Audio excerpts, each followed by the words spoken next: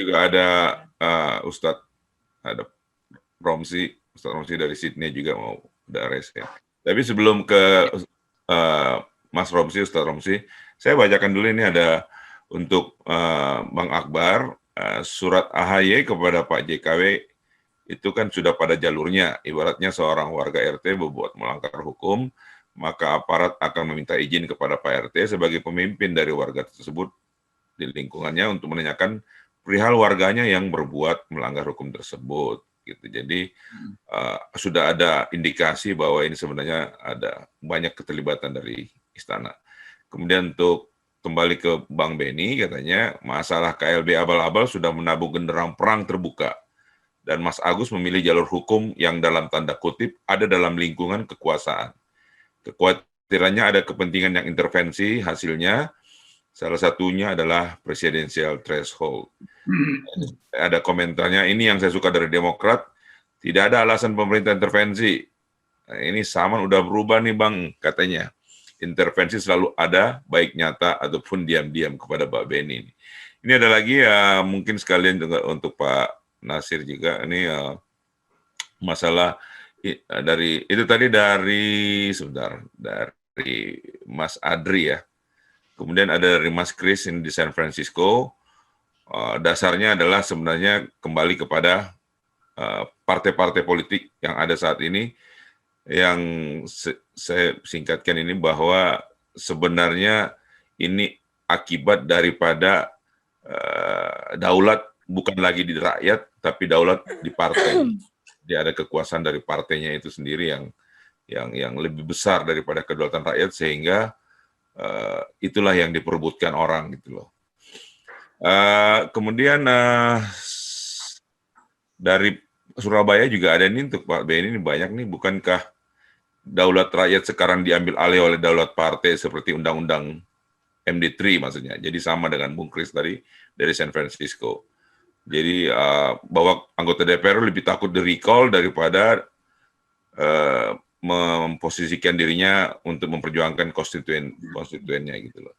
Jadi Partai Demokrat memposisikan oposan yang lembek, kemayu, tidak terlihat jelas, sehingga sangat mengundang untuk diambil alih oleh oligarki politik. Gitu. Semoga Pak Benny dan kawan-kawan benar menjadi oposan yang tegas setelah peristiwa ini. Saya kira itu. Kemudian mungkin kita kasih kesempatan Pak Mas Romsi ya, Mas Hersi ya, di Sydney. Sydney ya, Sydney masih siang juga kan ya? Sore ya? Atau sudah sore? Sudah jam 2 kebetulan. Jam 2, oke. Wah, di mobil ini rupanya ya. Oke, silakan. Iya, mohon maaf. Baik, makasih kesempatannya. Assalamualaikum warahmatullahi wabarakatuh. Waalaikumsalam. Iya, alhamdulillah ada kesempatan. Indah banget mensikapi materi kita hari ini. Bagaimana carut marutnya perpolitikan Indonesia saat ini. Memang kalau kita ikutin, halo, kedengaran ya? Iya. Iya. Sebetulnya kalau kita ikutin dari awal, dari mulai pemilihan pertama, kedua, dan carut marut yang terakhir, semua berangkat sebetulnya dari niat awal. Kalau kita boleh mengutip sedikit bagaimana Nabi kita SAW mengatakan innamal amal binniyat, setiap sesuatu perbuatan tergantung daripada niat. Kayaknya niat kebaikan itu yang nggak ada dalam diri para politikus kita. Seperti tadi alhamdulillah dikutip ayat 17, yang kita khawatirkan karena keamanatan, pegang amanat dan kedoliman orang-orang yang mempunyai kekuasaan akhirnya menyebabkan kehancuran itu untuk semua masyarakat yang ada, bukan hanya kalangan mereka. Nah, ini kayaknya memang yang perlu berangkat dari niat awal. Kalau niat awalnya sudah tidak ada kebaikan dari orang-orang yang politikus kita, mereka hanya mementingkan partai, mereka hanya mencari kesenangan sementara, oposisi yang sifatnya hanya seperti tadi dikatakan lembayun gitu kan. Yang kesemuanya awal akhirnya nanti akan kembali ke masyarakat sendiri gitu. Kalau ini tidak mereka menyuarakan suara rakyat, mereka hanya menyuarakan suara politik dan partai-partai mereka, yang dikhawatirkan bagi-bagi kue itu akan terus, nggak hanya sekarang ataupun nanti akan ke depan lebih jauh kan seperti itu. Sehingga tidak ada satu partai politik pun yang berani menjadi oposisi yang full, karena mereka menganggap lebih baik kita berdamai tapi kita mendapatkan kue, walaupun itu sudah mengkhianati jabatan itu sendiri yang datang dari Allah Subhanahu wa taala yang untuk diserahkan untuk kepentingan masyarakat semua. Sehingga kita menjadi masyarakat yang dimiskinkan di negara kita yang kaya raya. Yang saya khawatirkan dan saya yakin sebagian umat Muslim atau sebagian umat masyarakat Indonesia pun mengkhawatirkan kalau Allah mengganti satu kaum dengan lebih baik, yang mereka menjalankan amanat, yang mereka tahu kalau masing-masing akan bertanggung jawab di hadapan Allah Subhanahu Wa Taala. Dan ini yang nggak ada rasa takut dari setiap pemimpin partai maupun partai politik yang ada, karena niat awal mereka memperkaya diri mereka. Padahal kalau saya boleh mencontoh negara yang mayoritas orang yang tidak beriman kepada Allah di Australia, ketika mereka sudah mengkhianati amanat kepada rakyat, maka mereka mundur dengan gentle. Dan itu yang nggak ada integritas kita sebagai pemimpin atau perwakilan masyarakat di partai-partai politik, bagaimana mereka tidak adanya rasa takut kepada pemberi amanat itu sendiri, apalagi kepada Allah Subhanahu Wa Taala. Itu yang mungkin saya bisa sampaikan. Terima kasih banyak waktunya. Oke, saya kira sudah tidak ada pertanyaan lain ya. Kita jawab Bung Nasir Jamil, kemudian Akbar Faisal, nanti closing statement dari Bung Beni Harman ya. Ya. Tengku Enji. Oh iya, terima kasih Mas Herso.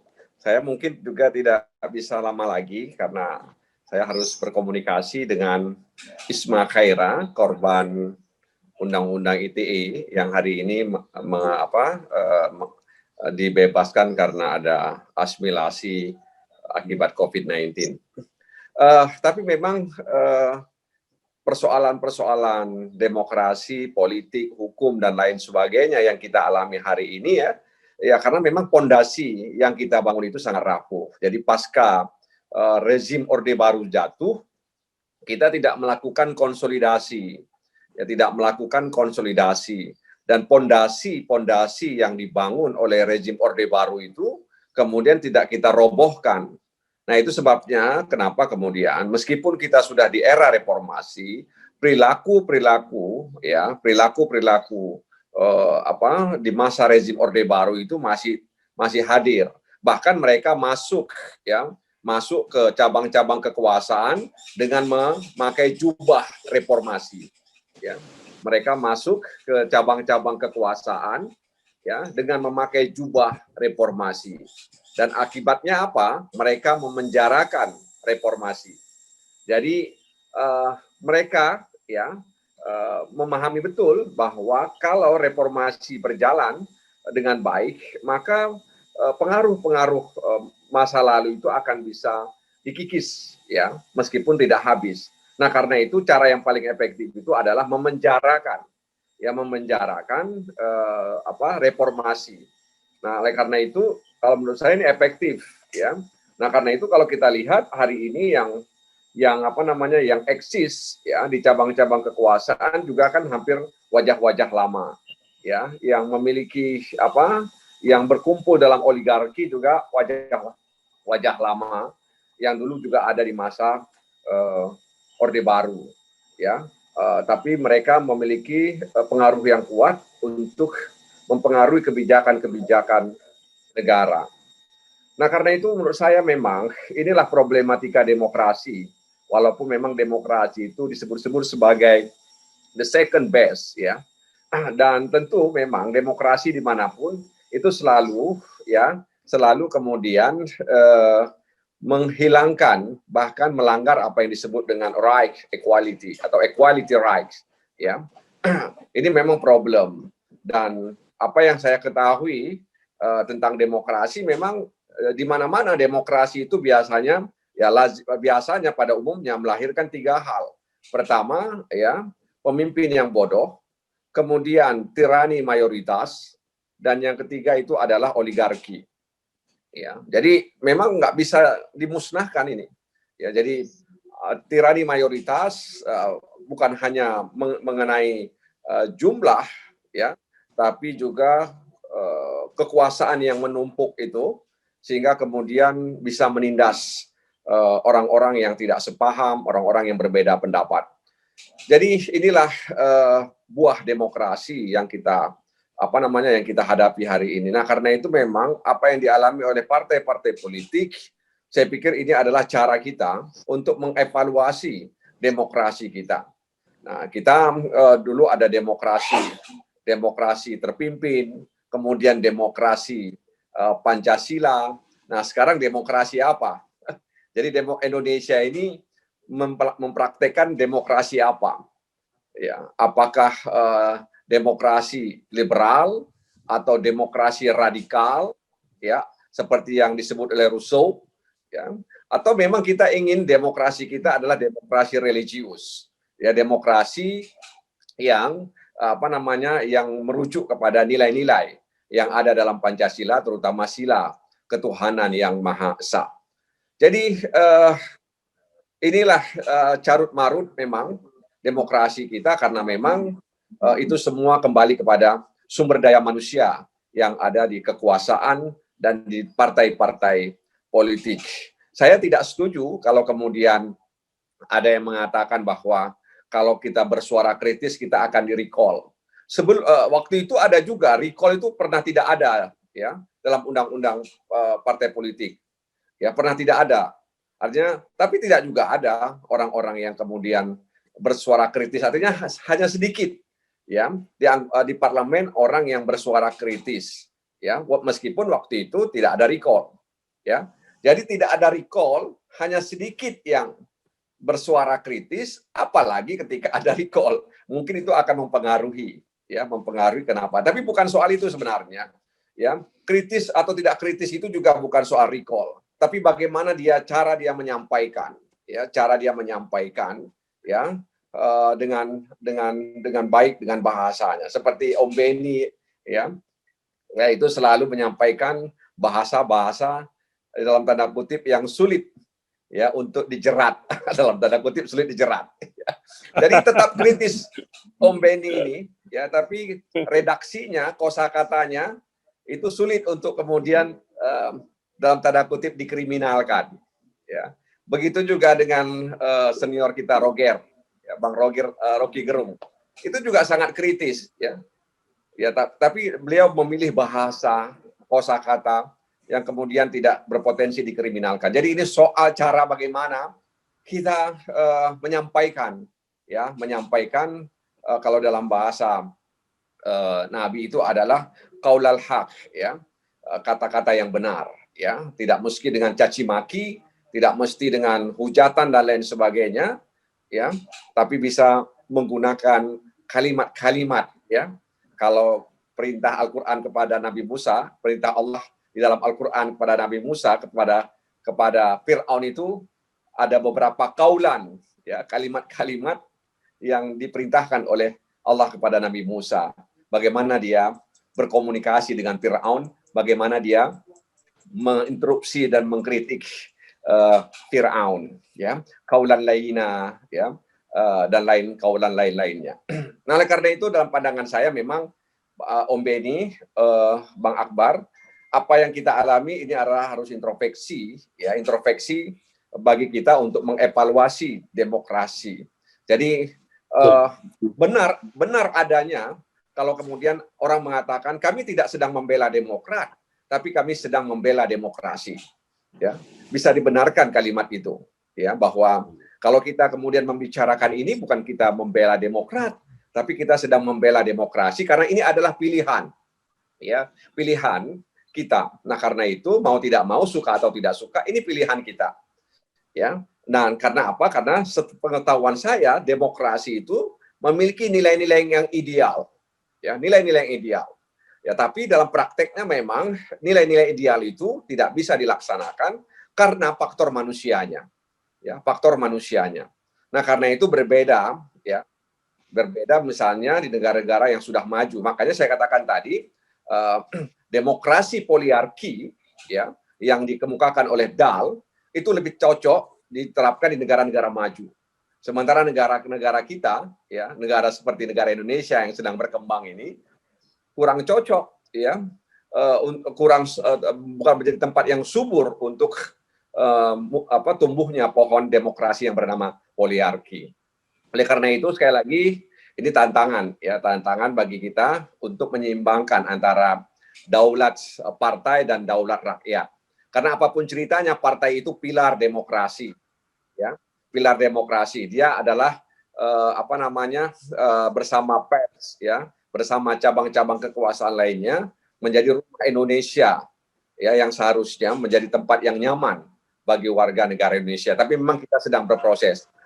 Problemnya memang hari ini, ya sekali lagi saya katakan, problemnya hari ini memang ada banyak orang yang bermental Orde Baru sekarang memakai jubah reformasi dan dia menyusup ke sana kemari, ya, untuk mempertahankan kekuasaannya. Jadi dia berusaha bagaimana distribusi kekayaan dan distribusi kekuasaannya bisa seperti yang dia harapkan. Karena itu tidak ada jalan lain kecuali dia memakai jubah reformasi. Inilah tantangan bagi partai-partai politik yang lahir dari rahim reformasi, ya, seperti Demokrat misalnya, ya, kemudian juga PKB misalnya, ya, dan juga PKS, ya, tentu menjadi Partai Amanat Nasional, menjadi tanggung jawab partai-partai politik yang lahir dari rahim reformasi untuk menyelamatkan demokrasi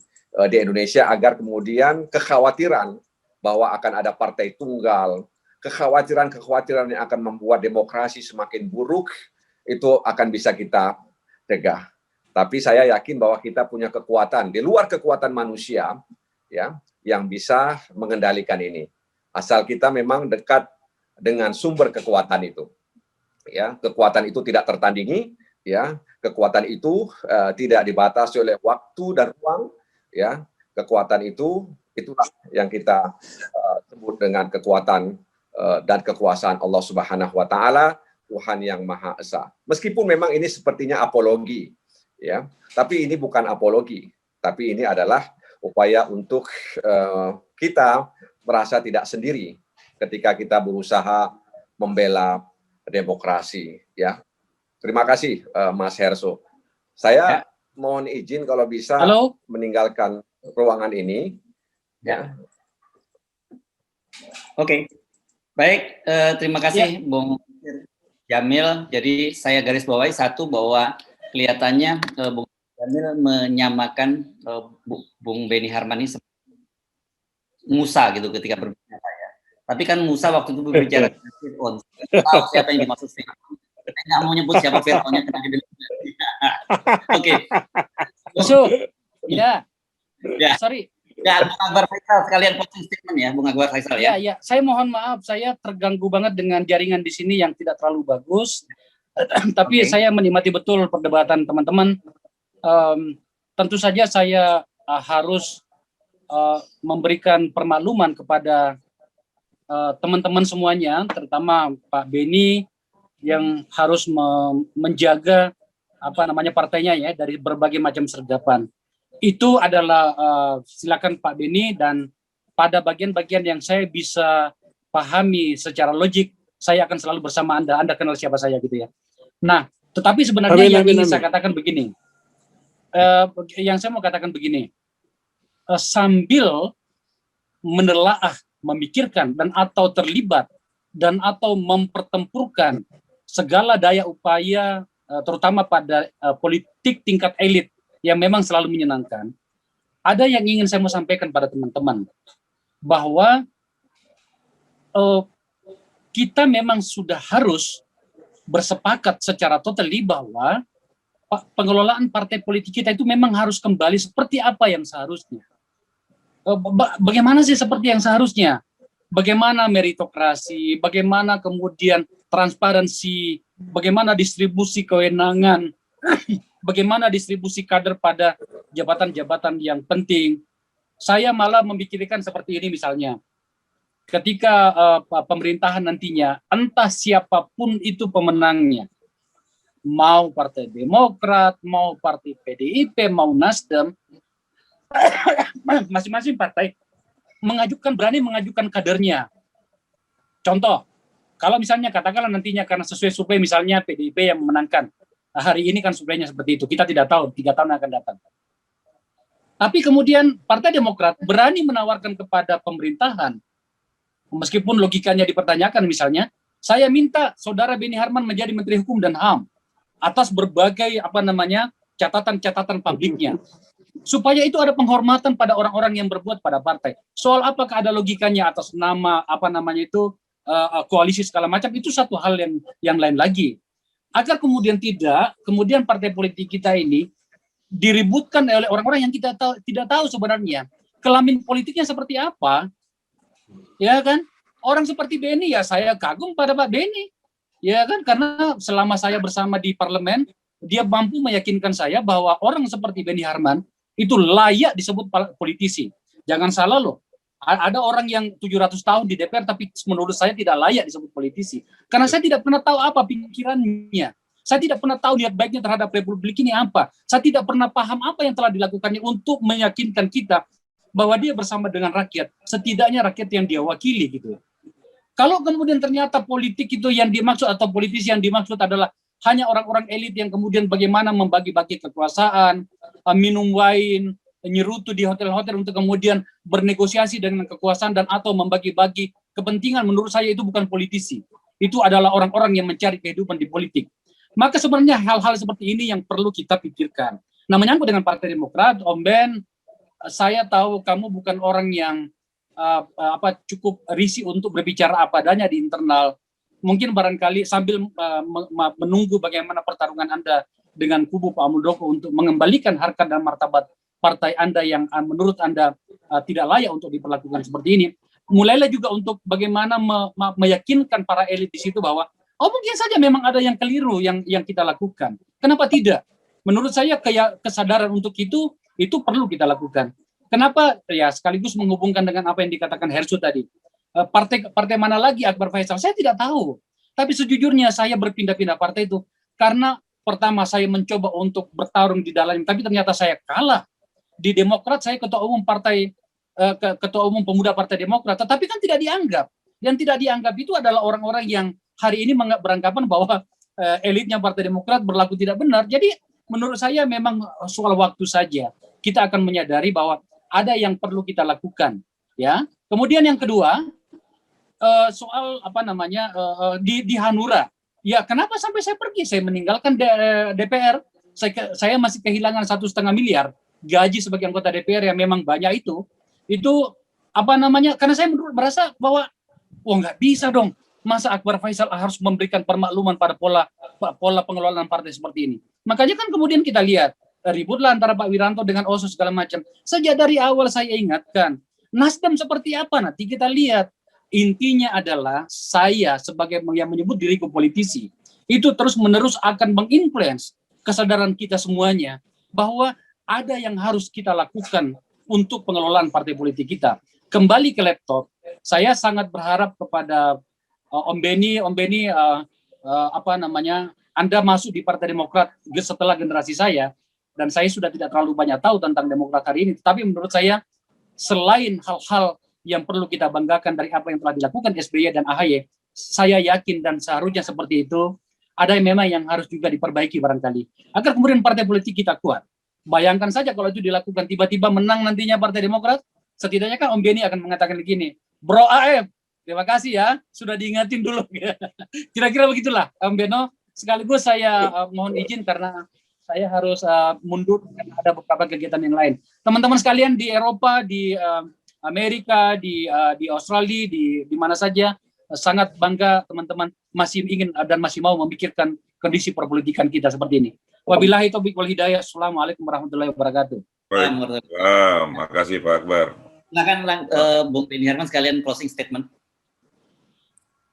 Baik, terima kasih. Saya menikmati dan mengikuti dengan penuh seksama tadi apa yang disampaikan oleh Bung NJ dan Bung Faisal Akbar. Ya. Saya sangat setuju bahwa kasus ini hendaknya kita jadikan sebagai momentum untuk melakukan evaluasi overhaul begitu mengenai pelaksanaan demokrasi kita. Jadi saya rasa itu yang paling penting.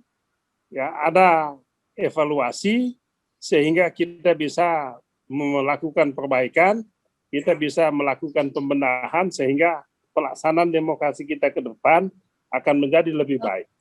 Kemudian yang disampaikan oleh Bung Faisal Akbar, saya sangat setuju. Bahwa yang tadi sudah saya tegaskan juga bahwa kami akui ada masalah kami ke dalam. Ya, tapi masalah ini sebagaimana layaknya masalah manajemen partai politik pada umumnya, itu bukan masalah yang harus dibawa ke tingkat KLB untuk penyelesaiannya. Sebetulnya kita tidak ada soal dengan itu, dan kita tahu masalah ini ya. Kami yakin sekali bahwa masalah itu penting untuk kita kelola, untuk kita selesaikan, sebab masalah dan bagaimana kita menyelesaikan masalah itulah yang menjadikan kami sebagai politisi di partai ini akan lebih matang. Jadi kami tidak menghindari itu, kami tidak mengkondem itu sebagai masalah yang kami harus down begitu, tidak. Kami melihat masalah dan kami selalu setiap minggu melakukan evaluasi untuk menjadi lebih baik ke depannya. Jadi masukan Bung Faisal tadi penting sekali, tapi ini kan bukan hanya usulan, masukan, koreksi terhadap partai kami. Ini adalah sebuah usulan untuk pembenahan pengelolaan partai politik secara umum ke depannya sebagai pilar utama demokrasi kita. Jadi terima kasih banyak Bung atas masukan yang sangat baik untuk kita bersama ke depan. Kemudian yang tadi ditanyakan oleh teman-teman, kami yakin sekali ketika kami membawa masalah ini melalui jalan hukum untuk penyelesaian, kami tahu bahwa kalau betul asumsi atau tesis bahwa ada invisible kekuasaan yang ikut bermain di sini, maka kami akan kalah di pengadilan. Ya, betul sekali. Tapi itu adalah jalan yang disiapkan oleh mekanisme demokrasi untuk menyelesaikan masalah kan. Tidak ada jalan lain. Ya, kami tunduk pada etika, kita tunduk pada prinsip-prinsip negara hukum, dan kami yakin dengan pilihan itu. Pilihan hukum itu adalah pilihan yang harus kami tempuh sesuai dengan mekanisme demokrasi kita. Tapi itu bukan satu-satunya jalan, ya.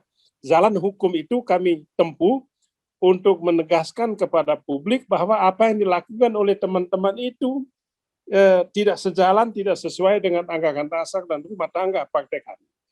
Apa yang dilakukan oleh teman-teman ini bisa dinilai oleh publik. Mana sebetulnya yang taat asas, mana sebetulnya yang tulus, ikhlas, mana sebetulnya yang sesuai dengan ketentuan konstitusi partai. Itu sebetulnya. Jadi publik bisa menilai apakah KLB di Medan ini sesuai dengan prosedur dan tata cara yang ditentukan dalam konstitusi. Tidak mungkin demokrasi tanpa konstitusi. Tidak mungkin berpartai tanpa ada hukum partai politiknya. Tanpa ada konstitusi, peraturan dasar partainya. Maka itulah yang kami lakukan. Kalau ada pihak-pihak yang tidak puas, tidak setuju dengan konstitusi atau aturan partai ini, silakan, ada mekanisme untuk menyelesaikannya, mekanisme hukum dan juga mekanisme politik dan juga tentu mekanisme manajemen di dalam partai politik kami. Jadi itu sah-sah saja. Tetapi KLB di Medan ini kan dilihat dari aspek itu tadi, konstitusi partai tadi ya tidak sesuai, tidak sejalan, tidak memenuhi syarat. Oleh sebab itu kami yakin pemerintah nggak bakal mengesahkan itu. Kalau mengesahkan itu ya berarti ya itu juga perbuatan melawan hukum yang tentu harus kami melawannya secara hukum pula dan juga tentu secara politik. Kemudian yang kedua, masalah daulat rakyat jadi daulat partai. Begini Bu, saya harus kasih tahu bahwa sebetulnya sejak 2014 yang lalu, 2009 lah, sejak 2009 kita sudah mencoba untuk kembalikan marwah daulat rakyat itu. Di dalam Undang-Undang MD3 yang kami susun, kebetulan saya jadi salah satu ketua di Pansus Undang-Undang tentang kedudukan MPR, DPR, dan DPD, itu jelas sekali tidak gampang dan tidak mudah sekarang ini memberhentikan, mem-PAW-kan anggota DPR. Tidak mudah. Ya, tunjukkan kepada saya mana ada anggota DPR yang diberhentikan dengan gampang oleh undang-undang ini. Tidak ada. Nah, kenapa kami dulu mempersulit? Karena itu tadi kami konsisten menegakkan daulat rakyat itu. tidak boleh ada anggota DPR yang diberhentikan hanya karena berbeda pandangan pendapat dengan pemerintah, berbeda pandangan dengan partainya. Perbedaan pandangan, perbedaan sikap, itu adalah hal yang biasa dan tidak boleh anggota dewan diberhentikan karena itu. Kecuali tentunya kasus, kalau yang bersangkutan kena kasus korupsi, narkoba, dan sebagainya. Jadi contohnya Bung daulat Fahri rakyat Hamzah itu, benar-benar Bung kita... Benny. Halo? Contohnya Bung Fahri Hamzah itu di PAW.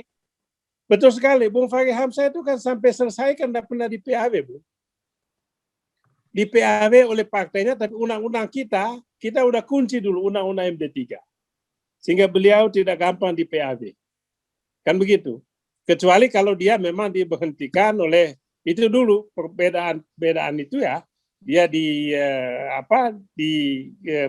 masalah dengan partainya, ya diberhentikan, dipecat anggota partai, dan menurut undang-undang itu kalau seseorang diberhentikan oleh partainya maka dia kehilangan haknya, kan begitu. Tapi undang-undang MD3 mengatakan kalau yang bersangkutan melakukan gugatan perlawanan melalui mekanisme hukum di pengadilan, maka kita menunggu sampai putusan pengadilan berkekuatan hukum tetap atas kasus itu. Nah, itulah yang dialami oleh sahabat kita Bung Fahri Hamzah, dan begitu juga yang lain-lain. Nah, ini saya mau tegaskan, Bung, bahwa sebetulnya sekarang ini kita sudah benar-benar lebih baik lah. Daulat rakyat ini kita benar-benar jaga. Tidak gampang PAW memberhentikan anggota dewan seperti zaman Orde Baru dulu. Kemudian ada yang mengatakan, gimana demokrat ini kok oposisi tidak jelas, oposisi memble, oposisi lebay, lembayun begitu ya.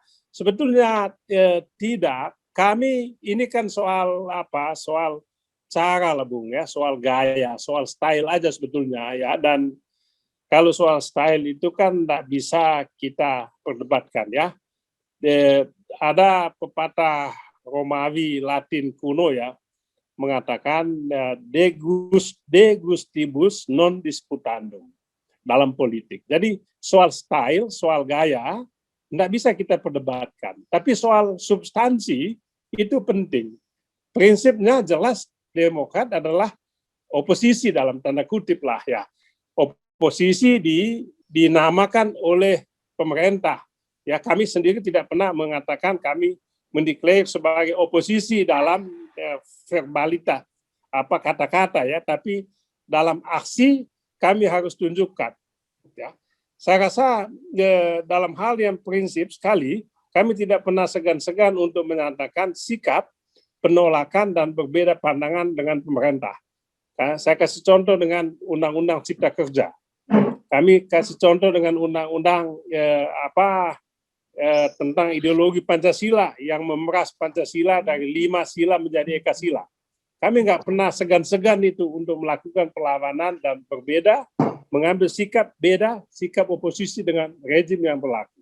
Nah, begitu juga dengan dulu masih ingat Perpu yang mencaplok begitu saja kewenangan Dewan untuk membahas dan menetapkan APBN atas nama COVID. Jadi ada hal-hal yang kami harus pahami, ya, ada hal-hal yang harus kami nyatakan secara eksplisit, perlawanan dengan pemerintah, ada yang secara implisit. Jadi sebetulnya kalau mau dikatakan partai yang paling keras beroposisi sekarang ini ya kami konsisten, ya, enggak konsisten antara kata dan perbuatan. Ya itu tadi tentu untuk hal-hal yang kami anggap sangat prinsipil.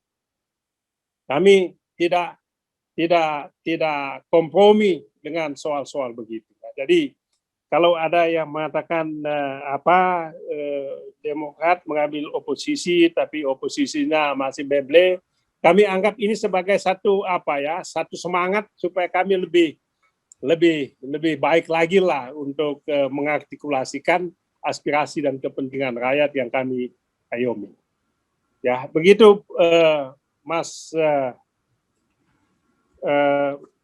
Hersup ya, atas tadi hal-hal yang ditanyakan, hal-hal yang disampaikan. Sekali lagi saya tentu menyampaikan terima kasih sekali lagi terima kasih banyak atas berkenan saya mewakili Demokrat untuk menyampaikan situasi kondisi real yang dihadapi oleh partai kita.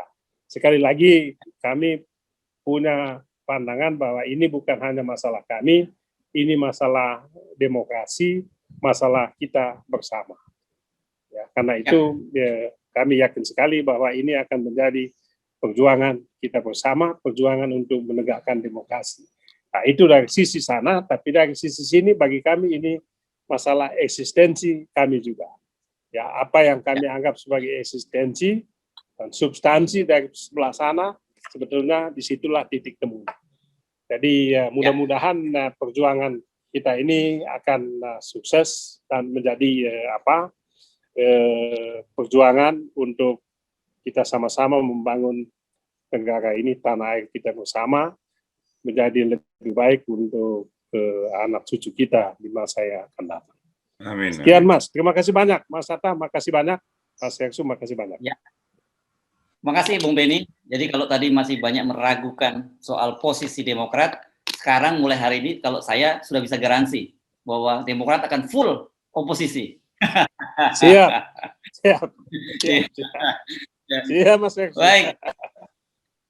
Saya tidak akan menyimpulkan karena teman-teman sendiri pasti juga punya kesimpulan sendiri-sendiri masing-masing. Tapi diskusi kali ini seru. Tapi sebagai perlu kita informasikan sebenarnya kami juga mengundang Golkar juga. Tetapi saya baru tahu belakangan kenapa teman-teman Golkar nggak bersiap bergabung karena ketua umumnya sedang sibuk safari. Jadi nanti salah ngomong dengan kegiatan safari. Iya. Jangan ini. Terima kasih.